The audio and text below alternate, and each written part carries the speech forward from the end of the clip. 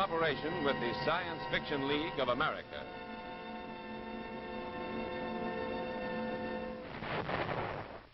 Peace.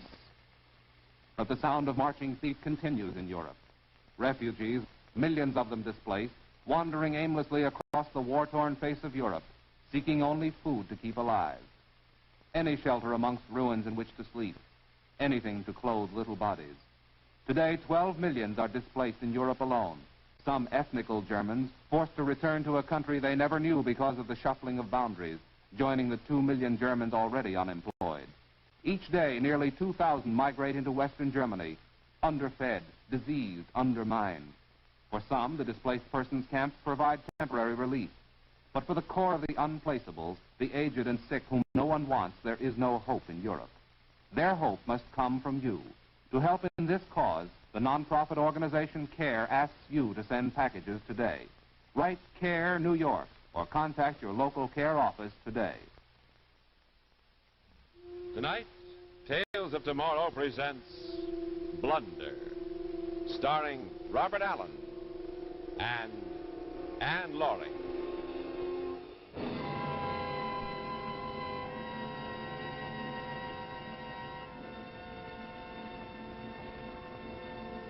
Ladies and gentlemen, this is the Earth.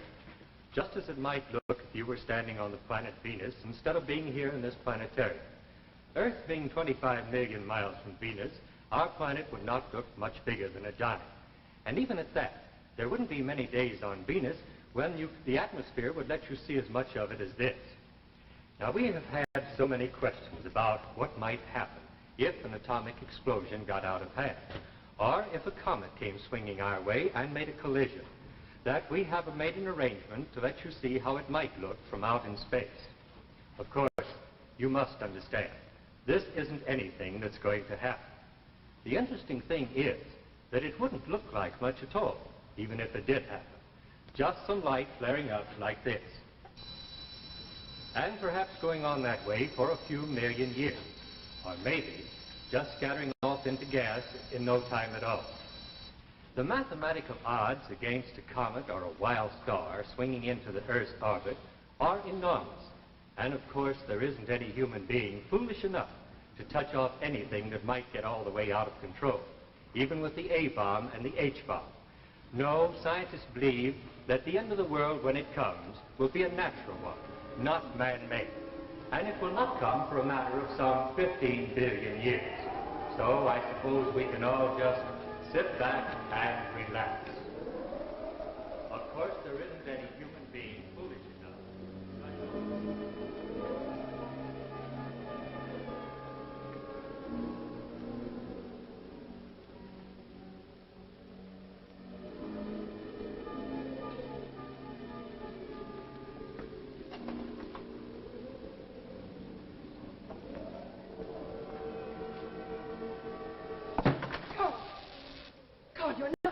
Oh, no, Jane. I'm just getting things ready. You see, the activator doesn't work until the switch is thrown. Now, I told you the experiment wouldn't start till 9, and it won't. These last few minutes, Carl, they seem to take longer than all the years you put on this experiment. Well, at 9 o'clock, we'll know the answer.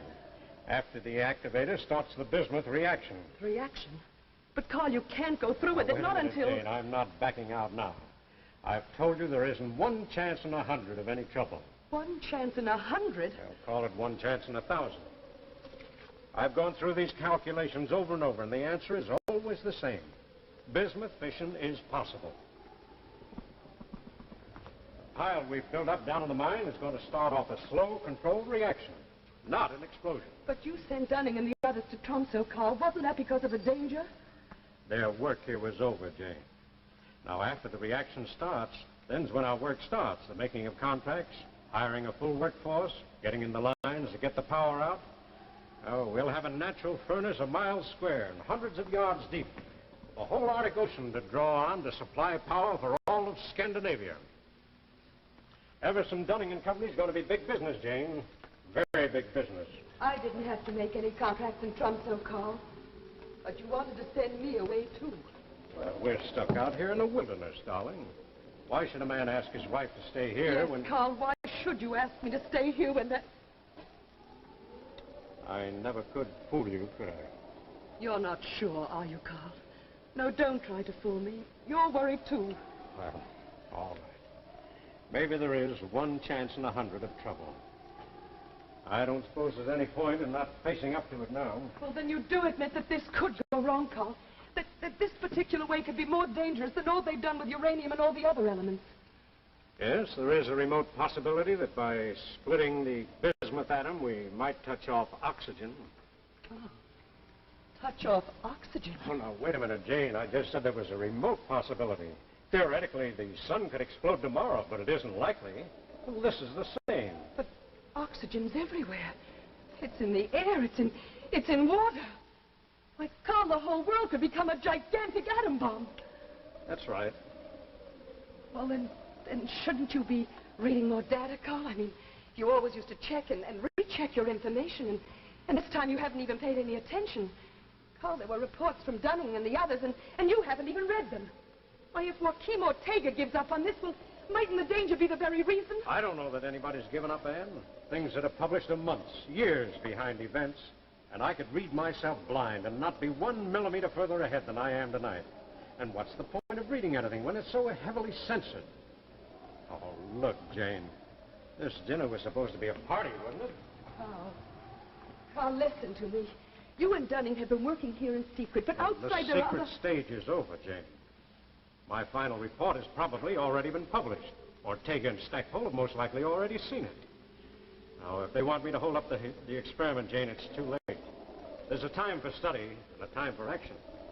We've come to the time for action.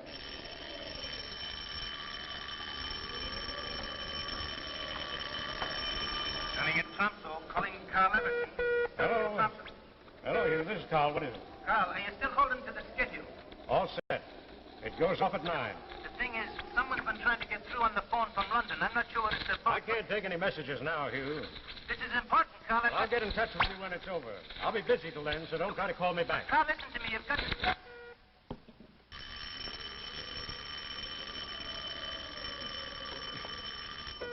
Look, Hugh, I told you no more talk till it's over. But there's a call from London, Carl. I'm cutting out all the way now, so you'll be just wasting your time if you're trying to get me back. But, Carl, listen, you've got...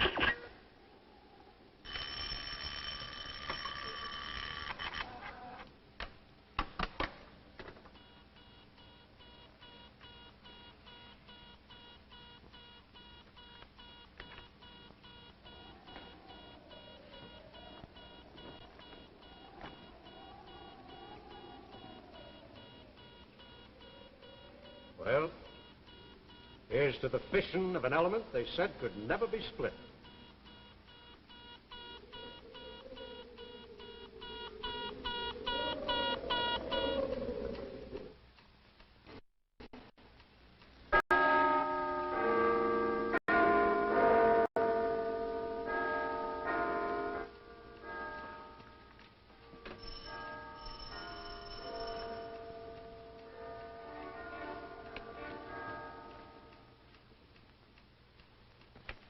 Dr. Ling, open up. Hurry. Who is it? Open up, Chu Ling. It's Stackpole. Why, hello, you come in. No, there isn't time. Have you read the Zurich Quarterly yet? Why, just starting it just why, what's the matter? It's Everson.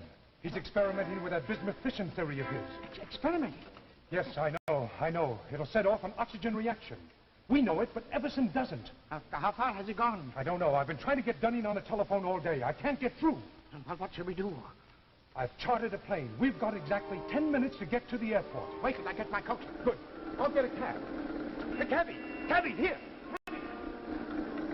Wait, Stackpole! Wait, I'm coming!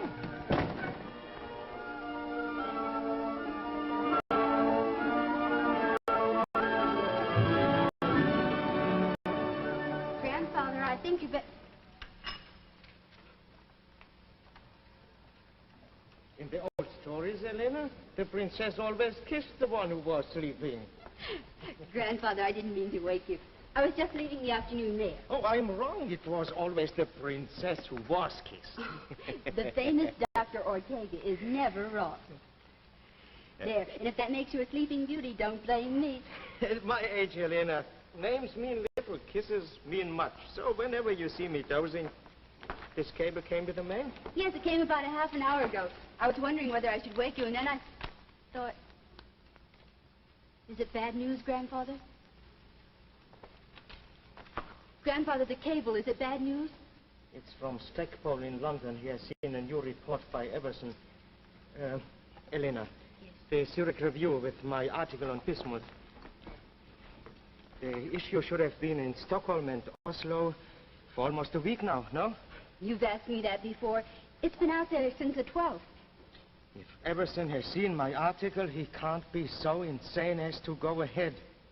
It was in warning to Everson that I wrote the article. Got the material declassified exactly for him to see. He must have seen it by now. He always reads everything that you... Yes. Everson always used to read everything in his field. But he has been cut off from all of us up there for years. Crumbs from our table. That's all he has been able to get his hands on. But this time, crumbs aren't enough. He has made a mistake. Grandfather, is it a bad one? He's going through with his mine project. The one I wrote this Zurich article to warn him against. When will they learn that censorship works both ways? You mean he might start off a chain reaction that couldn't be stopped? There are no absolutes. It might stop when... When the Earth was gone. When the oxygen was gone. The Earth and all life on it would go too, of course. You said this is what might happen. By my equations, the probability is, well, call it a matter of some 200 to 1. You mean one chance out of 200 that Everson's reaction might get out of control? It's the other way around, Elena. The other way around.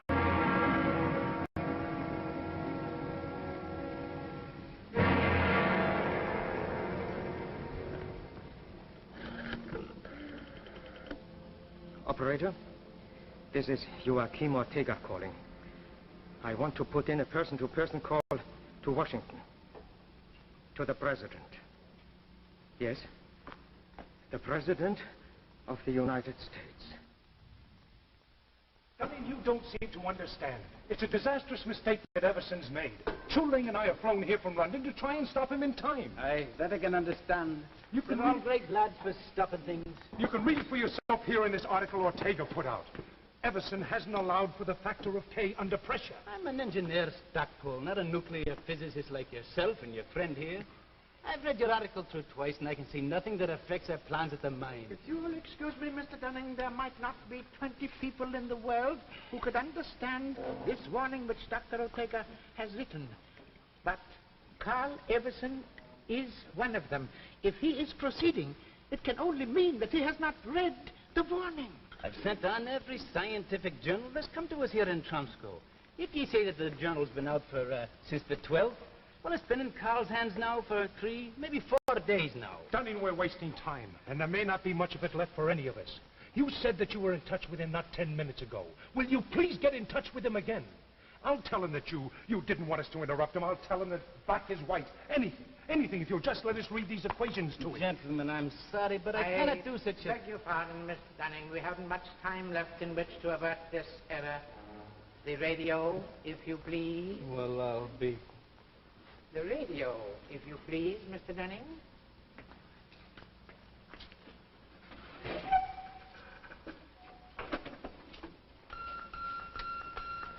Dunning at Tromsø, calling Carl Everson. Dunning at Tromsø, calling Carl Everson. I can tell you now there's not a chance till after the test. What time is it scheduled for? 9 o'clock tonight, but Carl said he was cutting out his receiver till afterward.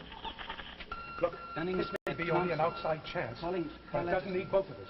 You can talk to Everson if Dunning raises him. How about you, Jack? Well, I've made arrangements with the Norwegian Home Minister to let me have a plane to get through to the mine, and paratroopers to make a drop in case we can't land. You stick on here and, well, just wish me luck, will you? I wish you lots of luck, Jeff. Goodbye. Calling Carl Everson. Dunning at Tromsø. Calling Carl Everson. Dunning at Tromsø. Calling Carl Everson.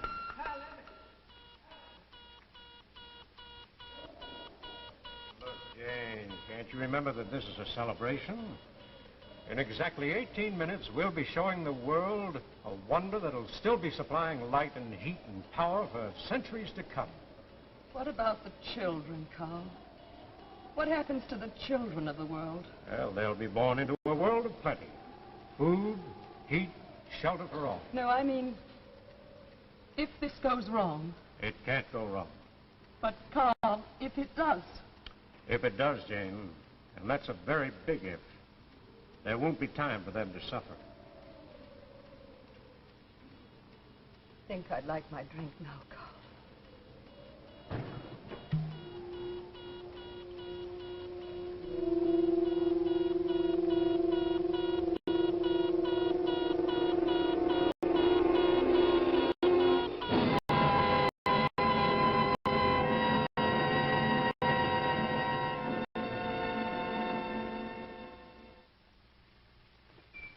Oh, hello, dear. Have a good day? Payday is always a good day, sweetheart. By the way, there was another defense bond in the pay envelope.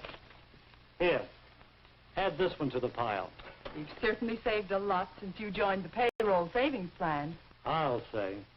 In times like these, the only way to save is to save before we spend. And the easiest way to save is with United States Savings Bonds. By putting in only $7.50 a week, in 10 years you'll have bonds and interest worth more than $4,300. Meanwhile, your savings will be helping to make your country strong, for savings bonds are defense bonds. Sign up for bonds where you work or bank. Defense is your job. Buy defense bonds.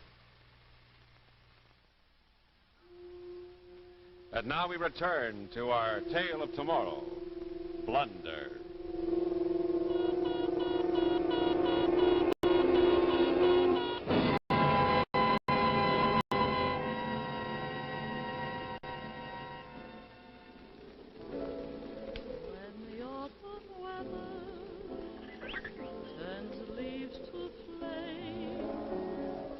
One hasn't got time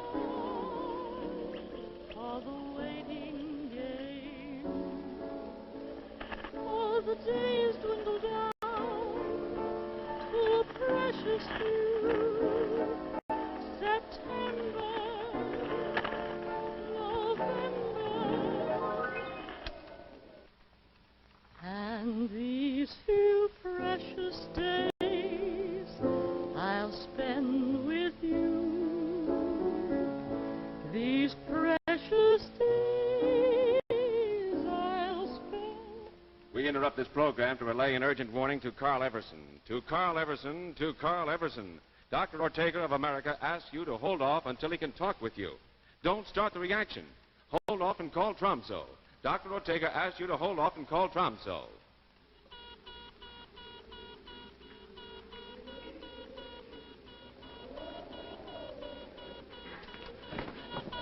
Turning at Tromso, calling Carl Everson, turning... This is Jane. Jane. It's Carl there. He's got to listen to me. Now, look, Jane, I didn't want you to stay on, but since you're here, remember you're just as responsible for this project as all of us. We've got to go through with it. I'm scared, Carl. Carl, I'm scared.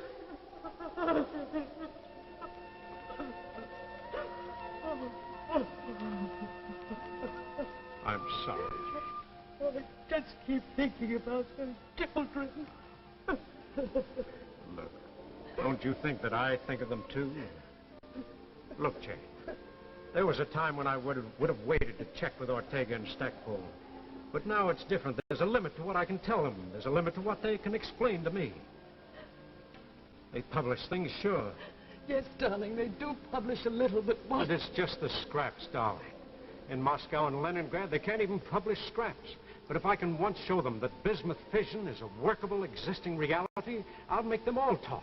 Not about war and weapons, but about the full development of this wonderful new power that's coming into our hands. About the simple, inexpensive plants that they can set up all over the world.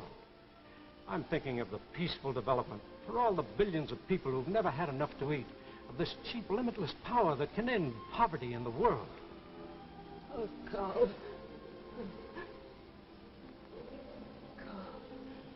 Carl, that's a wonderful dream. But the responsibility, do you have the right to take that on yourself?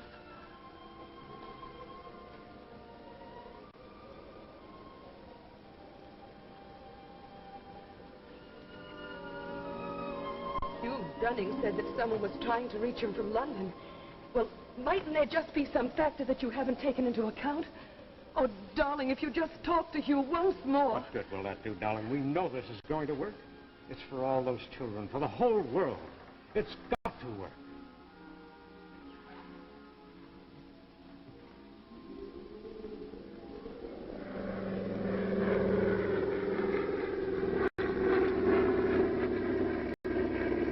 We're over the coast again, Mr. Stackpole. It'll be a few moments now. Does the pilot know his way from here? Yes, we've trained over this area. 15 or 16 kilometers, we'll be able to see the mine buildings. Good. And you might say a prayer that there'll be some buildings left to see. Carl Everson. This is Jeff Stackpole. Calling Carl Everson. Jeff Stackpole calling Carl Everson. Ortega says, don't set off the reaction. You're forgetting a factor of K. You're forgetting a factor of... There's something wrong with the radio. Wait a minute. Oh, yes, here he is. You got it? Carl Everson. This is Jeff Stackpole. Coming in on a plane. We'll be in over the mine within minutes. We'll land by paratroop in the open spaces just north of you. Carl Everson, this is Jeff Stackpole. Stackpole calling Carl Everson. Stackpole calling Carl Everson. Stackpole calling Carl Everson. They haven't. Well, please have them keep trying. Yes, it's top priority and very urgent. Thank you.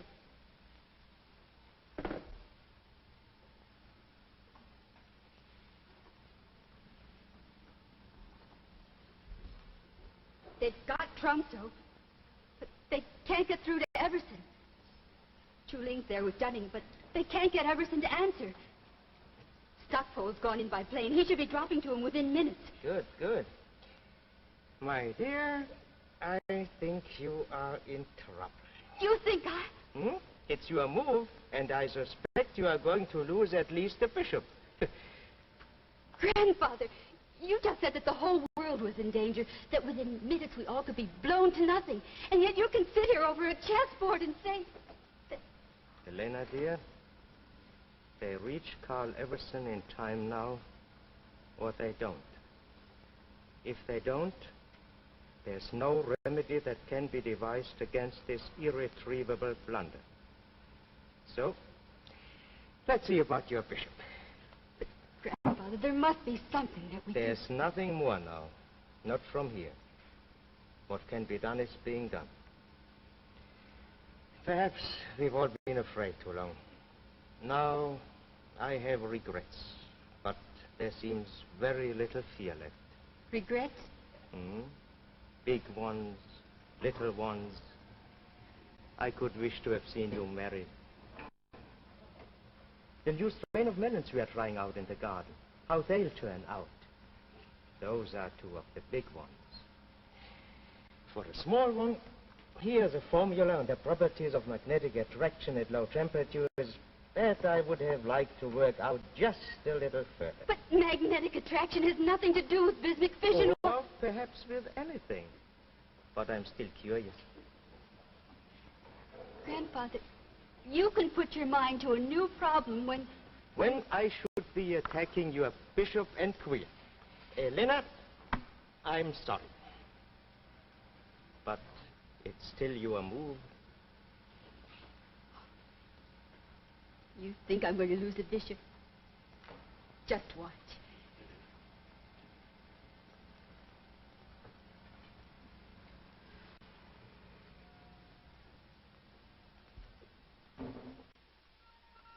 Urgent warning to Carl Everson. Urgent warning to Carl Everson. Don't touch off the reaction. Don't touch off the reaction. If you see or hear a plane approaching, that is Stackpole trying to help you. Urgent warning to Carl Everson.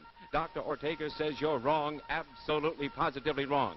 Urgent warning to Carl Everson. Urgent warning to Carl Everson. Calling Carl Everson. Stackpole calling Stand by to jump.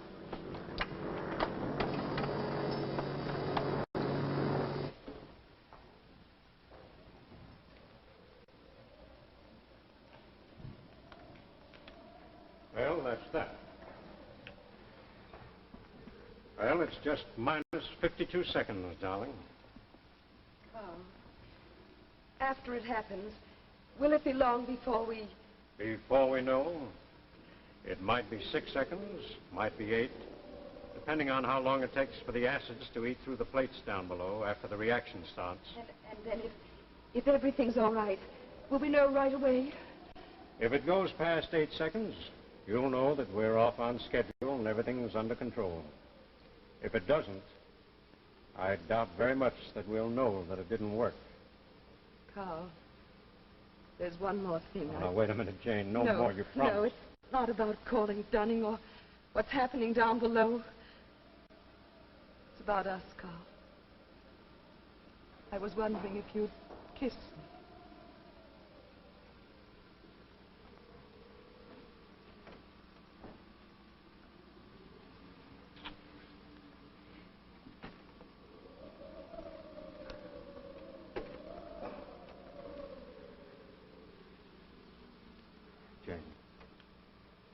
Say now that I shouldn't. No.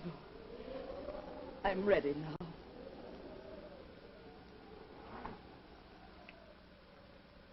It's time.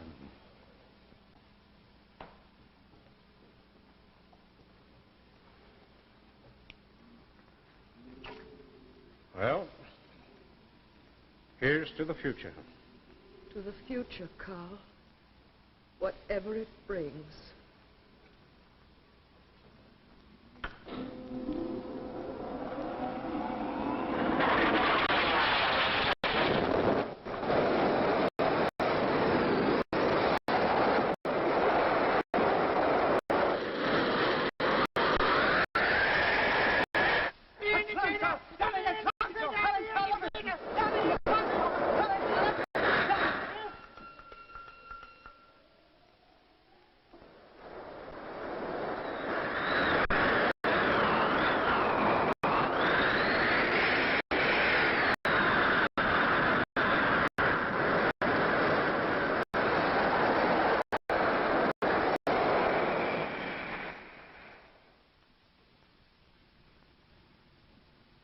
And, of course, there isn't any human being foolish enough to experiment with atomic fission.